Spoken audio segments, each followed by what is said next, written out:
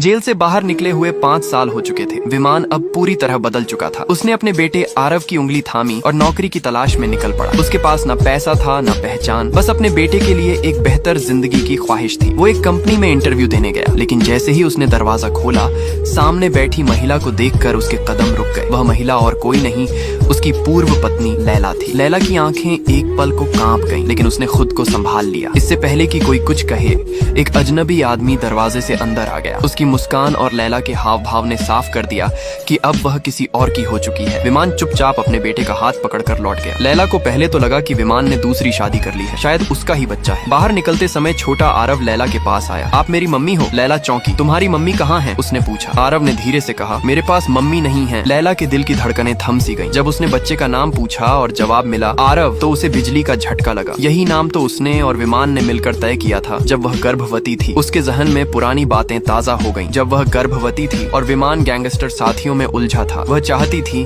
कि विमान सब छोड़कर एक साधारण जीवन जिए। लेकिन एक दिन दुश्मनों ने उन पर हमला किया और विमान ने उसकी जान बचाने के लिए एक को मार दिया। नतीजतन उसे 3 साल की सजा हो गई। अस्पताल में आरव की सास लैला की माँ ने कहा था, अब वो कैदी है। उसने झूठ बोला कि तुम्हारा बच्चा भी नहीं रहा है, तलाक ले लो। टूटी हुई लैला ने हामी भर दी। सास ने तलाक के कागज लेकर जेल में विमान के पास पहुंची और कहा, लैला ने साइन कर दिए हैं। दिल टूटा तो विमान ने भी बिना एक शब्द बोले दस्तखत कर दी। अब जो सास ने कहा, उससे विमान का दिल टूट गया। सास ने कहा, तुम्हारा छोटा बच्चा जेल के अनाथ आश्रम में पड़ा है, बाहर निकलने के बाद संभाल लेना। 3 साल बाद जब विमान जेल से बाहर आया, तो सबसे पहले उसने अनाथालय जाकर आरव को ढूंढ निकाला। अब पिता पुत्र एक छोटे से कमरे में रहते थे, डिलीवरी का काम करते थे और दिन रात संघर्ष करते थे। विमान को स्कूल लाने ले जाने में लेट हो जाता था, इसलिए डिलीवरी की नौकरी से उसे हाथ धोना पड़ा। दूसरी नौकरी के लिए वह हर संघर्ष करता रहा, लेकिन समाज उन्हें कभी स्वीकार नहीं करता। पूर्व कैदी का ठप्पा हर दरवाजे बंद कर देता। एक दिन विमान को अस्थायी ड्राइवर की वैकेंसी दिखी। उम्मीद लिए